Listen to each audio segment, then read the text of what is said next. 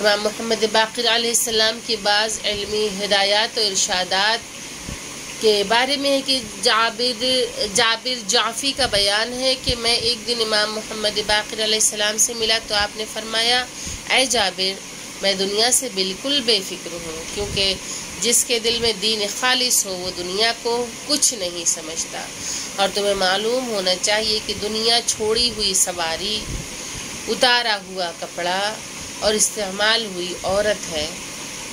دنیا کی مثال کس طریقے سے امام نے دی ہے۔ مومن دنیا کی بقا سے مطمئن نہیں ہوتا اور اس کی دیکھی ہوئی چیزوں کی وجہ سے نور خدا اس سے پوشیدہ نہیں ہوتا۔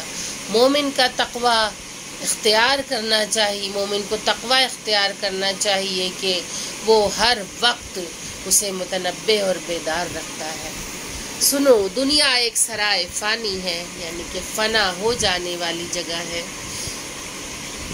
اس میں آنا جانا لگا رہتا ہے، آج آئے اور کل چلے گئے۔ یہ سلسلہ آدم سے جاری ہے، آج بھی یہ سلسلہ چل رہا ہے کہ نہ جانے کتنے دنیا میں آتے ہیں، نہ جانے کتنے دنیا سے جاتے ہیں۔ تو فنا ہو جانے والا مقام ہے یہ دنیا، اور دنیا ایک خواب ہے جو کمال کی مانند دیکھا جاتا ہے اور جب جاگ اٹھے تو کچھ نہیں۔ آپ نے فرمایا، تکبر بہت بری چیز ہے، جس قدر انسان میں پیدا ہوگا، تکبر جتنا زیادہ پیدا ہوگا اسی قدر اس کی عقل گھٹے گی۔ پھر کمینے شخص کا حربہ گالیاں بکنا ہے۔ ایک عالم کی موت کو ابلیس 90 عابدوں کے مرنے سے بہتر سمجھتا ہے کہ ایک عالم جب دنیا سے گزرتا ہے تو ابلیس کو سب سے زیادہ خوشی ہوتی ہے۔ تو ایک عالم کی موت کو ابلیس 90 عابدوں کے مرنے سے بہتر سمجھتا ہے کہ وہ عابد جو جاہل ہیں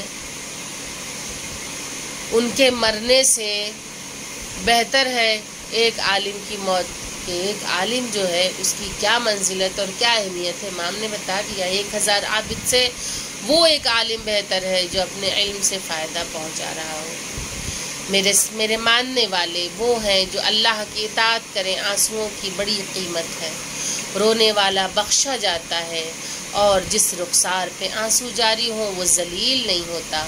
سستی اور زیادہ تیزی برائیوں کی کنجی ہے۔ خدا کے نزدیک بہترین عبادت پاک دامنی ہے۔ انسان کو چاہیے کہ اپنے پیٹ اور اپنی شرمگاہوں کو محفوظ رکھیں۔ دعا سے قضا بھی ٹل جاتی ہے اور نیکی بہترین خیرات ہے۔ بدترین عیب یہ ہے کہ انسان کو اپنی آنکھ کا شہتیر نہ دکھائی دے، یعنی کہ اپنے گناہ انسان کو نہ دکھائی دے، اپنے گناہ اسے بڑے نہ دکھائی دیں، لیکن دوسروں کے چھوٹے عیب بھی اسے بڑے نظر آئیں۔